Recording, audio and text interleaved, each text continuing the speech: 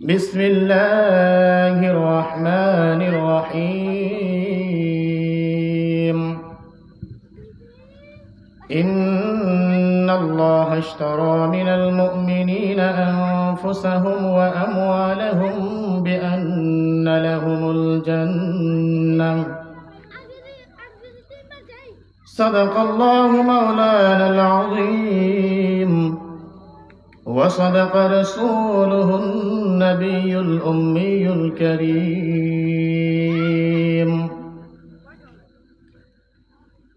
الحمد لله আল্লাহ রাব্বুল আলামিনের অসংখ্য অগণিত শুকরিয়া আদায় করি যে আজকে রাতালদিয়া কবরস্থানের উন্নয়ন কল্পে আয়োজিত এই মহতি মাহফিলে এই সামিয়ানার নিচে বসার তৌফিক দিয়েছেন, এজন্য আল্লাহ রাব্বুল আলামিনের শুকরিয়া আদায় করি, বলি আলহামদুলিল্লাহ। মুরগির বাচ্চা ডিম পাড়ার পরে, মুরগি যখন বড় হয়ে ডিম পাড়ে, ডিম দেওয়ার পরে ওই ডিমটা মুরগি নিজের শরীরে তাপ দিয়ে গরম করে ওইখান থেকে বাচ্চা ফোটে। যেই ডিমটা তার পাখার থেকে বাহিরে থাকে, মুরগি যখন তার পাখা দিয়ে ডিমগুলোকে তাপ দেয়, ওই সময় যে ডিমটা পাখার বাহিরে থাকে ওই ডিম থেকে বাচ্চা হয়। ওই ডিমে কি হয়? ভোলা, আমরা বলি ভোলা ডিম, নষ্ট ডিম। যেই ডিমটা পাখার নিচে থাকে, যেই ডিমটা মুরগির তাপ পায়, ওই ডিম থেকেই বাচ্চা হয়। এই যে সামিয়ানা, যখন এই সামিয়ানাটা কোনো ওয়াজ মাহফিল কেন্দ্রিক তৈরি হয়, এই সামিয়ানা ওয়াজ মাহফিল কেন্দ্রিক হয়, তখন এই সামিয়ানার নিচে যারা বসবে তারাই আল্লাহর রহমত পাবে। ঘরে বসে যদি আমি চাই যে ওয়াজ শুনবো আর আজকের মাহফিলের রহমত নেব, বরকত নেব, এটা সম্ভব হবে না। মুরগির পাখার বাহিরে ওই ডিম থেকে যেমন বাচ্চা অসম্ভব, ঠিক মাহফিলের প্যান্ডেলের নিচে না বসে ঘরে বসে শুয়ে শুয়ে ওয়াজ শুনে আমি রহমত পাবো আর বরকত পাবো, এমন আশা করাটাও অসম্ভব। আমরা এখানে যারা আছি অল্প মানুষ, তাই না? অল্প মানুষ। আল্লাহ তাআলার কাছে সংখ্যা গ্রহণযোগ্য নয়। আল্লাহর কাছে সংখ্যা কি নয়? গ্রহণযোগ্য নয়। আল্লাহ আমাদের আধিক্যতা দেখবে না যে আজকে রাতালদিয়া মাহফিলে কতজন মানুষ হইল, কতজন মানুষ হয় নাই। আমরা যে কয়জন এসেছি, আল্লাহ আমাদেরকে পছন্দ করে নিয়ে আসছেন তার সাথে কথা বলার জন্য। সুবহানাল্লাহ বলবেন না? কার সাথে কথা বলবেন আজকে? কার সাথে কথা বলবেন? জোরে বলেন, কার সাথে? আল্লাহ তার সাথে আমাদেরকে কথা বলার জন্য আজকে মাহফিলে নিয়ে আসছেন। আমাদের চাইতে সৌভাগ্যবান আর কে হতে পারে? তো আমরা যারা এখানে এসেছি হতে পারি সংখ্যায় অল্প, কিন্তু আল্লাহ তাআলার কাছে অনেক দামি, অনেক দামি। কেন? এই মাহফিলের বরকতে, কোরআনের বরকতে, আল্লাহ এবং তার রাসূলের ভালোবাসার নিসবতে। বদরের যুদ্ধ হয়েছিল, সাহাবীদের সংখ্যা ছিল মাত্র 313 জন। কতজন ছিল? 313 জন ছিল। কোন কোন রিওয়ায়াতে পাওয়া যায় 315 জন ছিল, এর ঊর্ধ্বে না। অপরদিকে কাফেরদের সংখ্যা ছিল 950 জন, ডবলেরও বেশি, ডবলেরও কি বেশি। যুদ্ধ শুরু হয়ে যাবে, এমন সময় রাসূল সাল্লাল্লাহু আলাইহি ওয়াসাল্লাম তাঁবুর ভিতরে ঢুকলেন, হাত তুলে আল্লাহকে বললেন, আল্লাহ, এই কয়েকজন সাহাবী যাদের নেই কোনো অস্ত্র, নেই কোনো অর্থ, নেই কোনো যুদ্ধের ট্রেনিং, যদি আজকে ওই কাফেরদের বিশাল বাহিনীর সাথে এই কয়েকজন সাহাবী পরাজিত হয়ে যায়, তাহলে তোমার কুদরতি পায়ে সেজদা দেওয়ার মতো আর কোনো মুসলমান থাকবে না। আর তুমি যদি বিজয়ের মালা পরিয়ে দাও, তাহলে তোমার জন্য এটা অসম্ভব কিছুই নয়।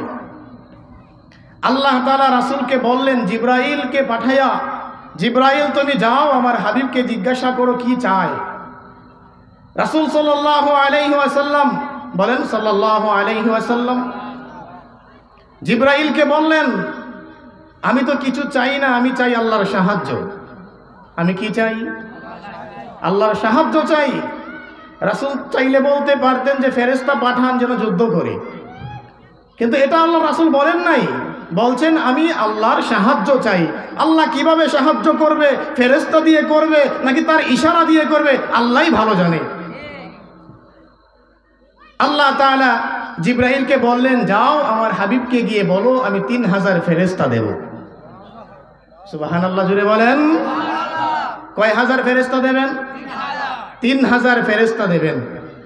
জিব্রাইল রাসূলের কাছে আসলেন, ইয়া রাসূলুল্লাহ, ইয়া হাবিবাল্লাহ, আল্লাহ তাআলা বলেছেন 3000 ফেরেশতা পাঠাবেন, চিন্তার কোনো কারণ নাই। রাসূলের মন খুশি হইল না। রাসূলের মন কি হয় নাই? খুশি হয় নাই। জিব্রাইল আবার গেলেন আল্লাহর কাছে, আল্লাহ তোমার হাবিব তো খুশি হয় নাই, 3000 ফেরেশতার কথা শুই না। আল্লাহ বললেন, যাও গিয়ে বলো 5000 ফেরেশতা দেব। কয় হাজার? 5000 ফেরেশতা দেব। জিব্রাইল আবার আসলেন, আয়েশা রাসূলকে বললেন, ইয়া রাসূলুল্লাহ, ইয়া হাবিবাল্লাহ, ওগো আল্লাহর পয়গম্বর, যুদ্ধ শুরু হয়ে যাবে। আল্লাহ তাআলা ওয়াদা দিয়েছেন 3000 নয় 5000 ফেরেশতা পাঠাবেন। এই 5000 ফেরেশতা আপনার পক্ষে থেকে যুদ্ধ করবে কাফেরদের বিরুদ্ধে। রাসূল সাল্লাল্লাহু আলাইহি ওয়াসাল্লামের মন তখনও খুশি হয় নাই। আল্লাহ তাআলা তখন স্বয়ং বলতেছেন, হে আমার হাবিব, 3000 ফেরেশতাও কিছু নয়, 5000 ফেরেশতাও কিছু নয়, লক্ষ লক্ষ ফেরেশতাও কিছু নয়। যখন যুদ্ধ শুরু হয়ে যাবে, তুমি আমার হাবিব, তুমি আমার বন্ধু, তুমি আমার খলিল, তুমি আমার প্রিয় পয়গম্বর, সমস্ত সৃষ্টিকুলের শ্রেষ্ঠ জীব হলে তুমি। যখন কাফেররা তোমার গায়ে হামলা শুরু করে দেবে, 3000 ফেরেশতাও কিছু না, 5000 ফেরেশতাও কিছু না, লক্ষ ফেরেশতাও কিছু না, স্বয়ং আমি আল্লাহ তোমার পক্ষ নিয়ে, মুসলমানদের পক্ষ নিয়ে বেঈমান কাফেরের বিরুদ্ধে যুদ্ধে নেমে যাব।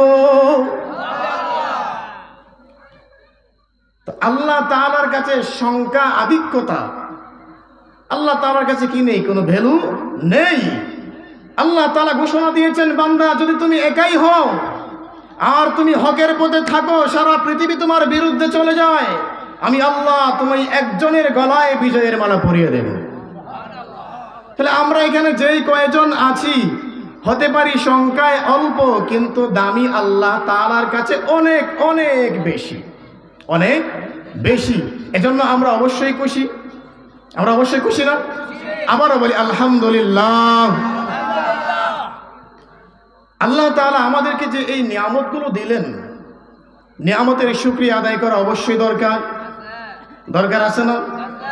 নির্বাচন যখন আসে, যখন কোনো প্রার্থী আমাদেরকে চা খাওয়ায়, পান খাওয়ায়, বিস্কিট নাস্তা খাওয়ায়, তখন আমরা বাসায় শুয়ে শুয়ে চিন্তা করি, বেচারা আমার পিছনে এত টাকা খরচ করলো, আমারও তো দায়িত্ব আছে তাকে একটা ভোট দেওয়া। মনে মনে ভাবি না এটা? তা আল্লাহ যে আমাদেরকে এত নিয়ামত দিলেন, আমাদেরও তো অবশ্যই একটা দায়িত্ব আছে আল্লাহর সেই নিয়ামতের শুকরিয়া আদায় করা।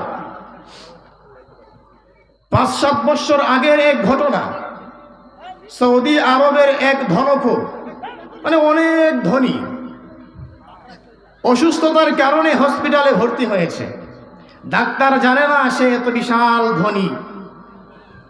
হসপিটালে ভর্তি হওয়ার পরে 24 ঘন্টা ছিল আইসিইউতে। আইসিইউর বিল তো অনেক বেশি। 24 ঘন্টা আইসিইউতে থাকার পরে যখন হসপিটাল থেকে তাকে রিলিজ করে দেবে, বিলের কাগজ ধরিয়ে দিছে। উনি চাইয়া দেখে 32,000 টাকা বিল আসছে। কত হাজার? 32,000 টাকা বিল আসছে। উনি কাগজটা হাতে নিয়ে কাগজের দিকে অনেকক্ষণ তাকায়া চোখের পানি ছেড়ে কান্না করতেছে। ডাক্তার তার কান্না দেখে বলতেছে, বাবা আপনার কাছে কি হসপিটালের বিল দেওয়ার মতো কোনো টাকা পয়সা নেই? আপনার কি কোনো ছেলে মেয়ে আত্মীয় স্বজন নেই?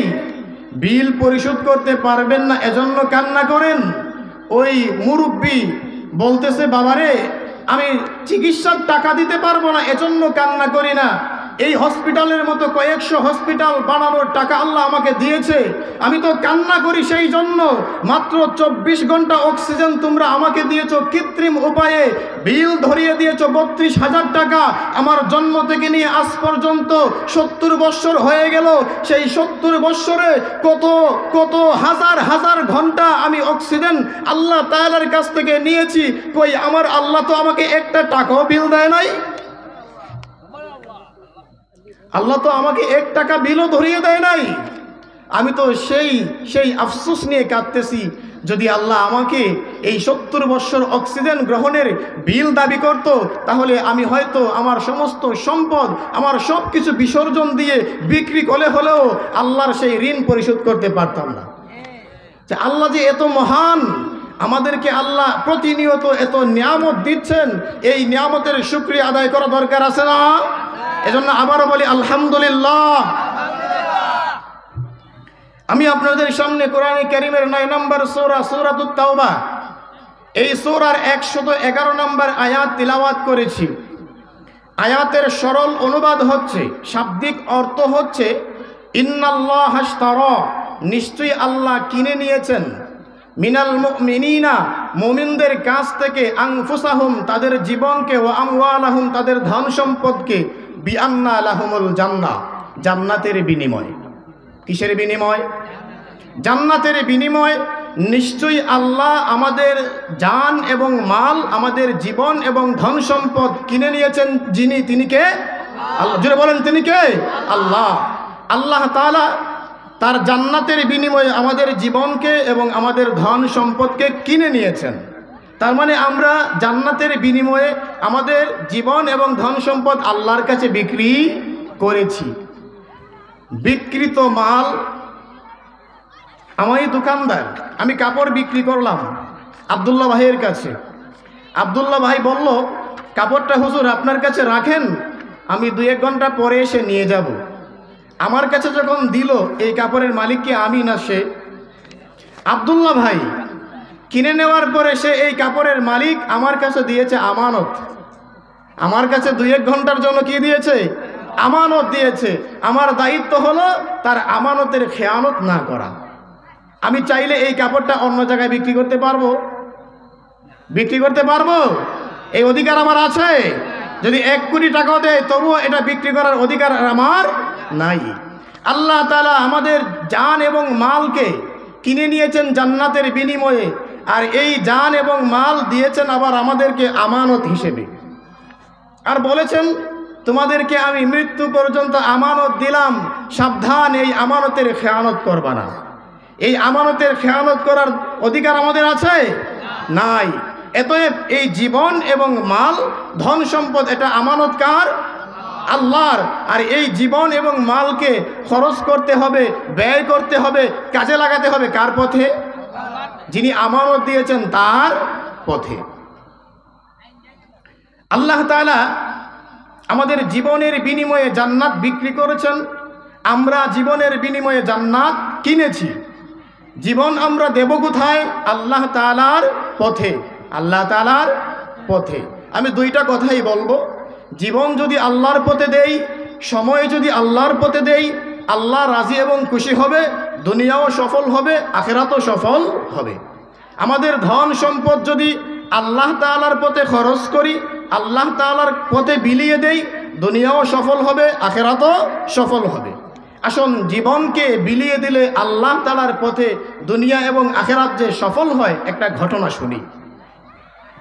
2 নম্বর পারায় আল্লাহ তাআলা যে ব্যক্তি আল্লাহ তাআলার পথে জীবন দেবে, শহীদ হবে, তার শান এবং মর্যাদা সম্পর্কে বলেন, ওয়ালা তাকুলু লিমান ইউকতালু ফি সাবিলিল্লাহি আমওয়াত বাল আহইয়াউ ওয়ালাকিন লা তাশউরুন।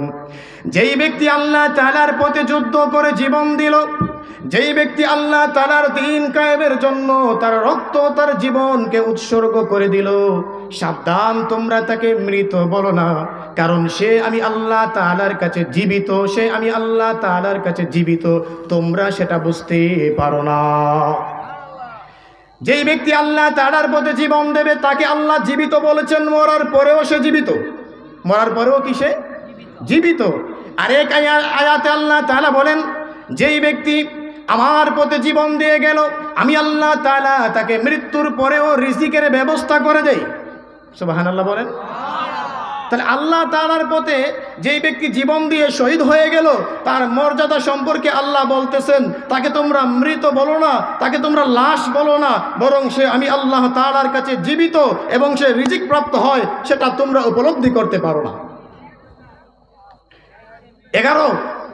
2011 সালের কথা। আফগানিস্তানের এক যুবক, তখন মার্কিনদের সাথে যুদ্ধ হচ্ছে, আমেরিকার সাথে। যুদ্ধের ময়দানে গেল, শহীদ হয়ে গেল।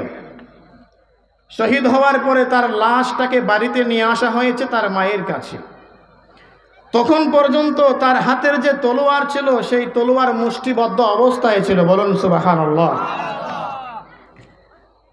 তাকে দাফন করা হবে, তলোয়ার সহ তো আর দাফন করা যায় না।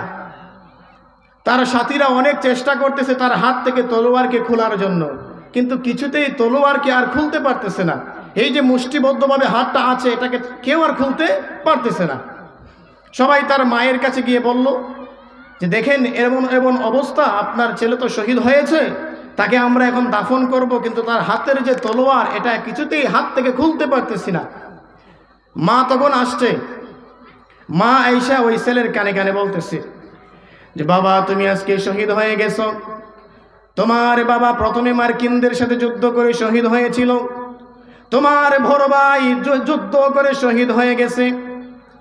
তোমাকে যুদ্ধের ময়দানে পাঠাবো তেমন কোনো সামর্থ্য ছিল না আমার অস্ত্র কিনে দেব, ওই রকম কোনো অর্থ আমার ছিল না। আমার গলায় একটা স্বর্ণের চেইন ছিল, সেটা বিক্রি করে যেই অর্থ আমি পেয়েছি, সেই অর্থ দিয়ে তোমার জন্য একটা তলোয়ার আমি কিনে দিয়েছি। তোমার আরেকটা ছোট ভাই আছে, তোমার চলে যাওয়ার পরে আমার ইচ্ছে তাকেও আমি যুদ্ধের ময়দানে পাঠাবো। যদি আজকে তুমি এই তলোয়ার নিয়ে কবরে চলে যাও, গুরুস্থানে চলে যাও, তাহলে তোমার ভাইকে যে আমি আরেকটা তলোয়ার কিনে দেবো সেই সামর্থ্য আমার নাই। তোমার হাতের তলোয়ারটা তোমার ছোট ভাই যেন ভবিষ্যতে যুদ্ধ করতে পারে, সেই জন্য তুমি রেখে যাও। মা ছেলের কানে কানে বলতে দেরি হয়েছে, সন্তানের মুষ্টিবদ্ধ হাত খুলে গেল, তলোয়ার হাত থেকে পড়ে গেল। আলহামদুলিল্লাহ, আমাদের আজকের প্রধান বক্তা, প্রধান মেহমান হযরত মাওলানা হাফেজ কারি, হুজুর আগে করব, প্রধান মেহমান হযরত মাওলানা মুফতি মনির হুসাইন সাহেব ইতিমধ্যেই স্টেজে এসে উপস্থিত হয়েছেন। আমি ইনশাআল্লাহ আমার কথা এখানেই শেষ করে দিচ্ছি। হুজুর এখন আপনাদের সামনে গুরুত্বপূর্ণ বয়ান পেশ করবেন। আল্লাহ তাআলা যেন আমাদের জীবন এবং মাল ধন সম্পদ আল্লাহ তাআলার পথে খরচ করে ব্যয় করে জান্নাতকে কিনতে পারি, সেই তৌফিক দান করে বলুন আমিন।